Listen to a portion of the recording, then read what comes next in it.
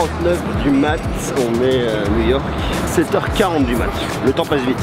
Pour vous parler de ce smartphone là, aujourd'hui, je l'ai testé, je l'ai essayé de tous les côtés, j'ai fait plein de choses avec et surtout beaucoup de photos. C'est le Samsung Galaxy S20 Ultra, c'est très gros modèle. Alors on va parler bien évidemment des autres modèles, on va parler du S20, on va parler du S20 Plus, on va regarder un peu tout ça sur la question globale.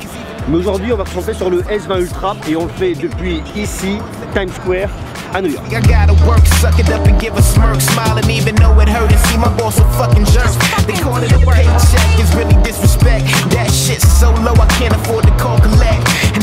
Regardez là, il y a des travaux de tous les côtés ici à New York qui nous refont un peu ce building et puis ça construit. Je sais pas si on en a un ici, non ici ça se construit pas, mais dans le quartier vous montez un peu plus haut vers Central Park, ça construit de tous les côtés.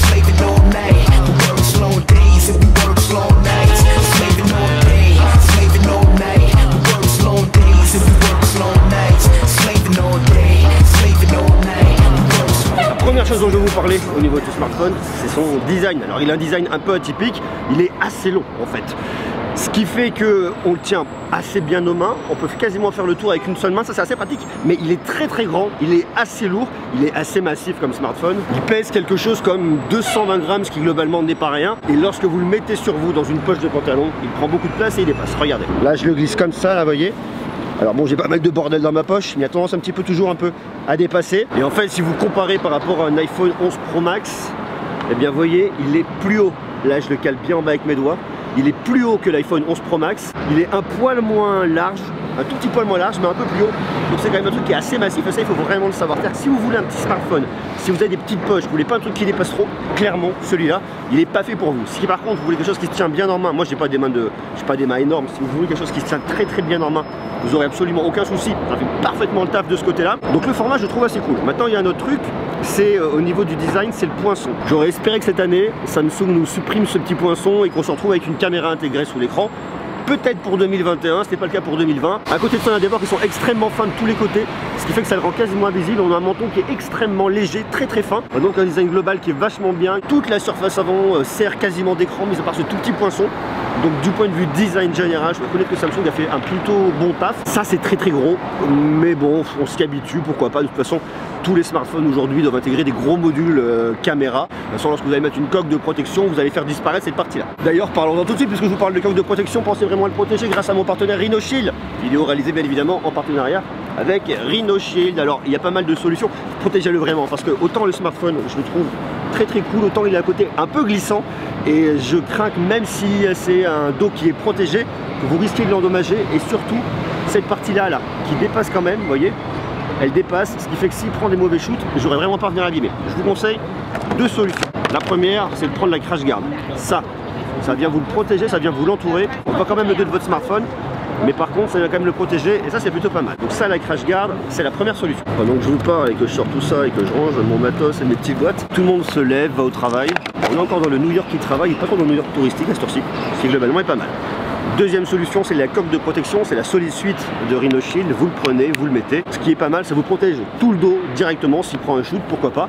Donc voilà, vous avez donc ces deux solutions. Vous avez un code de réduction en dessous dans la description. Vous avez tous les détails en bas, vous pouvez y aller. Comme ça, vous profiterez d'une excellente protection à un meilleur prix. Merci Rhinoshield, merci monsieur. Cool.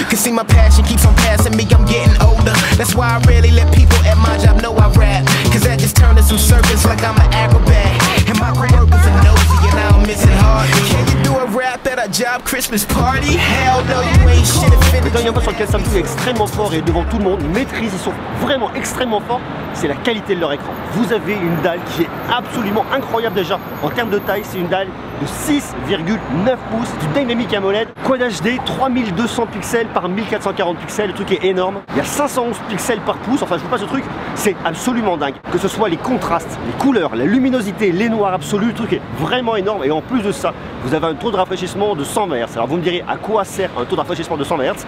Eh bien c'est tout simplement lorsque vous allez venir scroller, lorsque ça va bouger dans l'image, ça va être très fluide, très net, ça va pas devenir un petit peu flou lorsque ça va bouger vite, ça apporte beaucoup de confort au visionnage lorsque vous allez naviguer et également lorsque vous allez jouer à des jeux. Pour une expérience de gaming, vous avez un écran qui est absolument incroyable.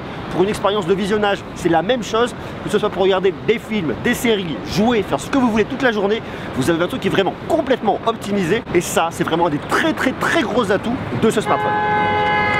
toute façon, on va pas se mentir, Samsung fournit des dalles pour beaucoup de smartphones du marché.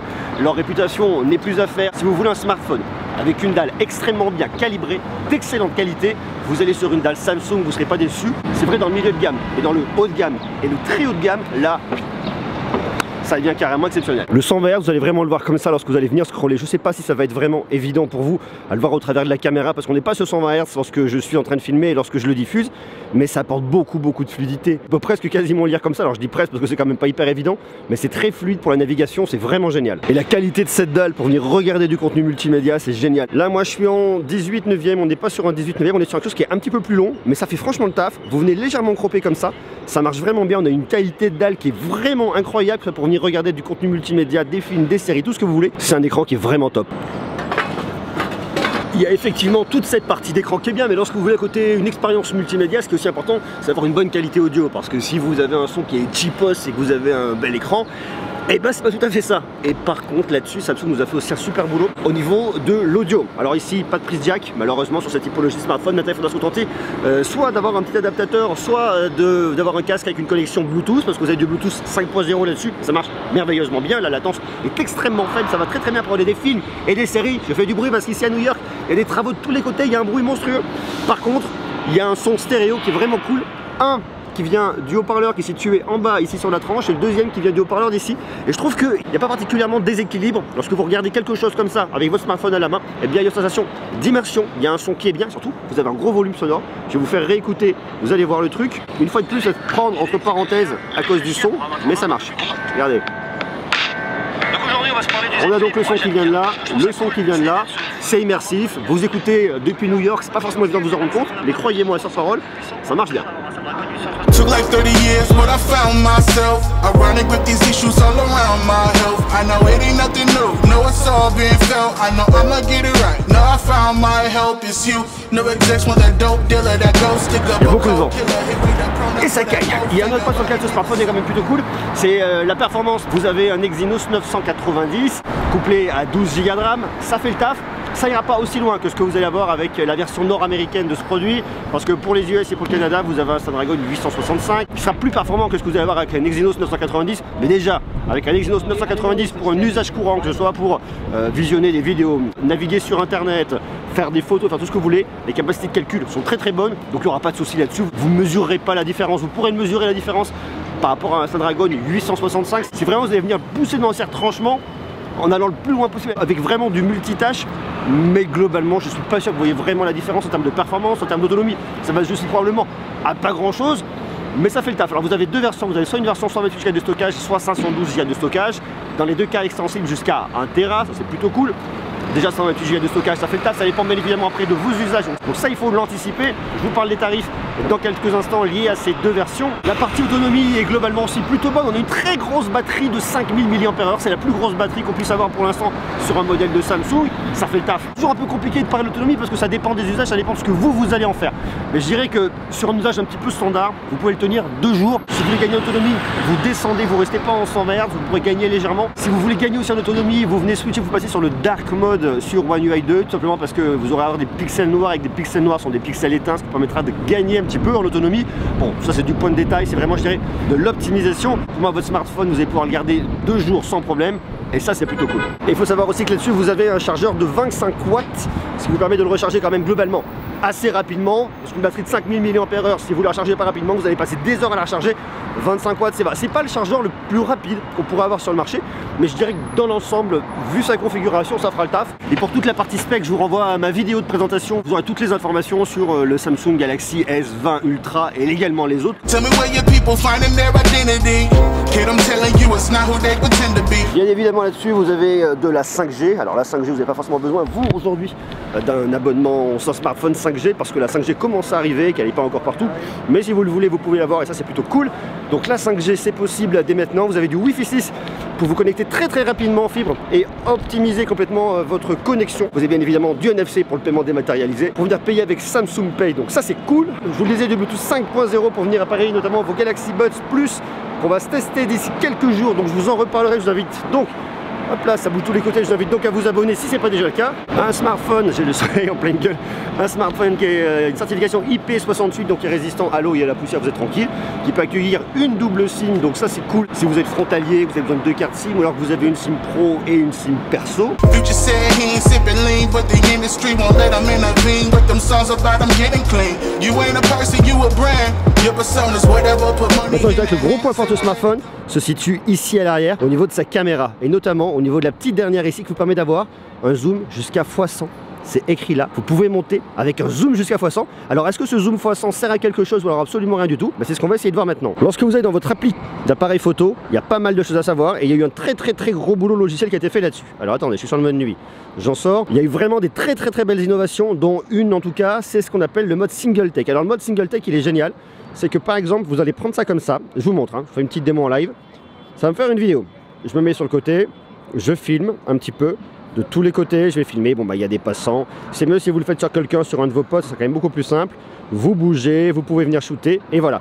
Ensuite, ce que ça va faire, le single take, ça va vous proposer une photo que vous allez retrouver ici, avec différentes possibilités. Donc là en haut, j'ai ma photo. Ça c'est ma photo de base, ça marche. Ensuite, bien évidemment, ça m'a généré une vidéo, c'est la vidéo que j'ai tournée, vous l'avez vu, ça marche. Ça m'a aussi généré une photo en noir et blanc, qui est vachement cool. Et vous voyez, j'ai tous mes petits aperçus en bas. Ensuite, je vais avoir une petite vidéo en accéléré, qui est assez rigolote. Ça c'est le capteur principal. Avec l'autre là, ça me l'a zoomé, ça m'a changé un peu la colorimétrie. Celle-là, là, l'autre, eh bien ça me fait une espèce d'avant-arrière. Si je comprends bien, ça me fait une espèce de boucle en fait, avant-arrière. Enfin vous voyez, là ça m'a généré quelques photos. Alors l'idée du single take, c'est qu'en fait tous les objectifs vont tourner en même temps, que ce soit le grand angle, l'ultra grand angle, le téléobjectif. Ça vous permettra à la fin de proposer quelque chose de vraiment particulier. Et en plus ce mode là il est vachement intelligent parce que si vous shootez par exemple un de vos amis, ça va reconnaître que c'est une personne, ça va pouvoir vous proposer donc bien évidemment à partir de la vidéo une photo standard, une photo avec le mode portrait, enfin un truc est vraiment génial. Et ça pour moi c'est un des très gros points forts en termes de photos et de vidéos de ce smartphone parce que c'est très simple. Vous venez shooter un petit truc et ça vous propose pas mal de choses, ça c'est cool. Ensuite vous avez la partie photo, bon ça c'est la partie photo je dirais un petit peu standard avec plusieurs possibilités. Le capteur principal que vous allez avoir comme ça, vous allez pouvoir venir zoomer et regarder en bas là, c'est facile. x1, x2, x4, x10, x30, hop je m'en mets là, x30 et jusqu'à x100. Sur le x1 ça fait le taf, regardez x2, le truc est assez impressionnant, le x4, ça marche. En fait vous pouvez venir zoomer jusqu'en x10 sans absolument aucune perte de qualité. Regardez là sur le x10, c'est stabilisé, c'est ouf de chez ouf. On va ensuite sur le x30, vous allez chercher vachement loin et dès que vous arrivez sur le x30, regardez, vous avez ce petit viseur qui vous permet de savoir où est-ce que vous êtes, où est-ce que vous allez venir shooter pour vous y retrouver extrêmement facilement. Regardez, je suis en train de shooter, c'est hyper impressionnant. Et après vous arrivez jusqu'au x100. Alors le x100 c'est un petit peu what the fuck. Regardez, une fois de plus vous avez votre petit truc pour venir vous repérer. L'idée du x100 c'est pas d'avoir la meilleure qualité parce que vous ne l'aurez pas. Vous avez l'espèce de truc qui est très lissé, qui vient vraiment chercher très loin. Mais vous savez, c'est un peu comme ce que nous a montré Huawei avec le P30 Pro l'année dernière. C'est surtout l'innovation, c'est surtout la prouesse. C'est le fait de se dire ok, j'ai un smartphone, avec un smartphone je vais avoir un téléobjectif qui est complètement hallucinant pour aller shooter extrêmement loin. C'est ça qu'on vient chercher et c'est ça qu'on vient voir. C'est la capacité qu'a Samsung à venir innover. On a vu l'année dernière que Huawei a mis une gifle un peu à tout le monde avec son P30 Pro. Là Samsung avec le Samsung Galaxy S20 Ultra, ils vont très loin. J'ai hâte de voir ce que nous proposera Huawei avec le P40 Pro qui va être aussi assez exceptionnel. Bien évidemment les photos avec le zoom x100 vous en ferez rien, absolument rien, la qualité est pas belle. Et pour pouvoir venir chercher du point de détail, vous allez voir c'est dingue. Je vous montre le résultat dans quelques instants et à mon avis vous allez être bluffé. Il y a aussi des choses à raconter du côté de la vidéo, ça je vais vous le montrer dans quelques instants et notamment la stabilisation. Ils vous vantent le truc comme étant aussi une petite action cam, vous venez appuyer, vous avez une vraie stabilisation. Alors vous savez qu'avec moi la stabilisation ça pardonne pas. Regardez, je le prends, je me mets comme ça, je vais vous le filmer, regardez, je le tiens à une main, vous savez que je tremble, vous savez que c'est pas hyper évident. Et pourtant, à l'image, il n'y a absolument rien, c'est hyper smooth, ça ne bouge absolument pas, ça c'est vachement cool. Alors encore pire avec la main gauche, le truc est quand même hyper bien stabilisé. Alors bon là j'ai un petit peu cherché l'histoire, le truc est quand même super bien stabilisé, ça marche, ça fait le taf et ça c'est cool. Que vous soyez sur l'ultra grand angle ou que vous passiez sur la caméra normale, dans les deux cas ça fonctionne et ça c'est bien. Mais il y a un autre gros focus qui a été fait par Samsung, c'est le fait de pouvoir venir filmer ici en 8K. Alors globalement, filmer en 8K, je suis pas sûr que ça vous serve bien à grand chose, vous voyez. Surtout que vous allez venir filmer ici en 24 images par seconde et absolument pas en 25, 30, 60 images par seconde. Une fois de plus, on parle de la prouesse technologique, on parle de la capacité de le faire, d'autant plus que Samsung a des écrans avec des télé 8K. Ils ont aussi lancé un service sur lequel ils sont partenaires qui s'appelle The Explorer. Bon, et après vous avez plein de petits modes, vous avez un mode pro si vraiment vous voulez vous amuser, aller plus loin, panorama, nourriture. Le mode nuit, le fameux mode nuit qui est venu caché ici. J'aurais plus mis dans le menu principal en me disant que le mode nuit aujourd'hui on l'utilise quand même plutôt pas mal et que c'est en plus une vraie valeur ajoutée. Le mode portrait, vidéo pro. Bon, il y a plein de trucs rigolos qui sont pas nécessairement extrêmement intéressants, mais je dirais que pour moi ce qu'il faut vraiment retenir là-dessus, c'est la stabilisation en termes de vidéo. La 8K ok, mais vous l'utiliserez pas. La photo qui est bien avec le zoom jusqu'à x30 qui est cool. x100 c'est vraiment histoire de se marrer, le single take qui est vraiment exceptionnel et ça c'est vraiment l'ADN de ce smartphone, c'est le fait d'utiliser cette caméra là à fond pour sortir des résultats qui sont complètement incroyables. On va donc regarder les différentes photos. Là on voit qu'on a la Statue de la Liberté au loin, je suis sur le capteur principal, on passe sur l'ultra grand angle et là on va venir se rapprocher, on va passer sur un zoom, on se rapproche avec le zoom tout doucement, et vous voyez là on arrive sur le zoom x100. Alors le x100 il y a un côté un petit peu rigolo, mais qualitativement c'est pas terrible, il faut reculer un peu en arrière pour récupérer de la qualité. Je pense que jusqu'au x30 ça va, mais au-delà c'est pas terrible. On est sur l'ultra grand angle, capteur principal, et ensuite on se rapproche, vous voyez, jusqu'au x30 ça va, ça fait le taf. Dès que vous vous rapprochez au x100, ça baffe, c'est pas extraordinaire. Caméra de selfie, ça fait le taf. Peut-être un petit quelque chose là, au niveau de mon front, sur les hautes lumières, mais ça va, franchement le rendu est quand même très qualitatif. Capteur principal, ultra grand angle, et là on se rapproche, on zoome jusqu'à arriver au x100 où ça devient pas terrible. Ultra grand angle, caméra principale, on se rapproche tout doucement. Le One World Trade Center, on se rapproche et là on arrive au x100. Le x100 c'est vraiment what the fuck, je vous dis jusqu'au x30, vous sortez un truc qui est bien. Au-delà de ça, c'est pas génial. Ultra grand angle, caméra principale, regardez, on va se rapprocher. Là on est franchement pas mal, on a quand même vachement zoomé, c'est pas mal. Mais si on veut vraiment connaître les détails de son visage, eh bien voyez, on se rapproche et là on voit vraiment les détails du visage de la Statue de la Liberté et ça c'est quand même assez exceptionnel. En plus, ce que je trouve pas mal, c'est que la colorimétrie est assez juste. L'ultra grand angle est légèrement plus jaune, vous le voyez au niveau du ciel. Là c'est une photo d'un poche chocolat avec le capteur principal sans rien et ensuite on passe avec le mode nourriture. Ça vient le réchauffer, je trouve un petit peu trop de la bonne vieille nourriture américaine, plein de calories, avec le mode nourriture, sans le mode nourriture, avec le mode nourriture, vous voyez, ça vient quand même beaucoup réchauffer. Alors après, à défaut, vous avez quand même une espèce de lumière rouge pas trop loin, donc bon, ça vient aussi de l'éclairage. Et là, on essaye les photos de nuit. Alors les photos de nuit, je trouve que le rendu est quand même vachement cool. Il y a une excellente gestion des lumières, très bon boulot fait de la part de Samsung là-dessus. On va essayer différentes choses avec le ultra grand angle, c'est un peu moins quali, mais ça fonctionne. Vous venez vous rapprocher, vous venez zoomer, ça va, ça fait le taf. Je trouve qu'il y a un résultat qui est quand même vachement qualitatif. Samsung a fait un très bon boulot sur son appareil photo, sur son mode nuit. Si vous voulez la meilleure expérience avec les photos de nuit, il faut utiliser le capteur principal. L'ultra grand angle est un peu moins bon, l'expo est un peu moins bonne. Ça fonctionne, le zoom pourquoi pas, mais c'est pas ce qu'il y a de plus dingue. Mais par contre, avec le capteur principal, il y a un rendu qui est vraiment hyper qualitatif sur la photo de nuit, et ça fait toute la différence. Là on est sur l'ultra grand angle, et là on vient se rapprocher avec le zoom, on récupère un petit peu de bruit, ce qui n'est pas anormal. Alors maintenant je voulais vous parler du mode portrait, parce que moi le mode portrait, je trouve que le floutage est plutôt bien, le détourage est très bon, derrière il y a l'intelligence artificielle, ça fait le taf. Par contre, vous voyez là, même au niveau des cheveux, je trouve que ça fonctionne bien. Je trouve qu'il n'est pas très bon, c'est la gestion de haute lumière. Là, regardez, là, le visage est complètement cramé. Et sur différentes photos réalisées avec le mode portrait, eh bien, la gestion de haute lumière est vraiment pas bonne. Là, c'est ce qu'il y a carrément de pire. Le rendu est complètement cramé. C'est vraiment pour moi un des points faibles au niveau de la photo. Voilà de la vidéo en 8K. Alors, ouais, je trouve que ça fait le taf. On a un truc qui est pas mal. Je trouve que ça vous servira pas à grand chose de venir utiliser de la vidéo en 8K. C'est beau, on peut venir cropper dedans, on peut venir zoomer dans l'image. C'est malgré tout assez bien stabilisé. Ce smartphone, il a aussi un truc qui est vachement bien pour lui. Son capteur d'empreinte digitale ultrasonique est situé ici sous l'écran. Alors, il était sorti l'année dernière avec le S10. Au début, c'était pas terrible. Il y a une mise à jour logicielle, ça va beaucoup mieux. Surtout, ce qui est génial avec ce capteur d'empreinte digitale que vous avez là, eh bien, c'est qu'en fait, il peut venir se mettre à jour d'un point de vue logiciel, à la différence des capteurs d'empreinte digitale optique qui ne peut pas. Et là-dessus, pour moi aussi, ça marche vachement bien. Ça déverrouille assez rapidement. Donc ça, c'est cool. Bon,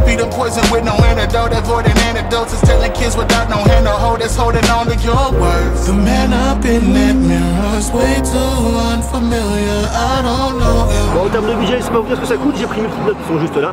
Alors, sur le Samsung Galaxy S20 Ultra, sur le modèle 128 Go de stockage, on est à 1359 €. Et sur le 512, on est à 1559 €. C'est pas forcément destiné à tout le monde. Le tarif est très élevé, mais c'est pour avoir ce qui se fait le mieux chez Samsung sur l'ultra haut de gamme. Ça vous de faire votre. Donc un smartphone qui est globalement plutôt pas mal, qui marche plutôt bien. Regardez, je vous emmène à Times Square. Regardez là. Voilà. On est plutôt bien pour finir la vidéo comme ça. À vous de me dire comment vous trouvez. Moi j'aime bien. Franchement, je pense que d'un point de vue global, ce que nous montre ce smartphone, c'est l'innovation. On n'est pas sur un smartphone le moins cher. On est sur un smartphone qui est d'ailleurs assez cher de la part de Samsung. On est sur du très haut de gamme.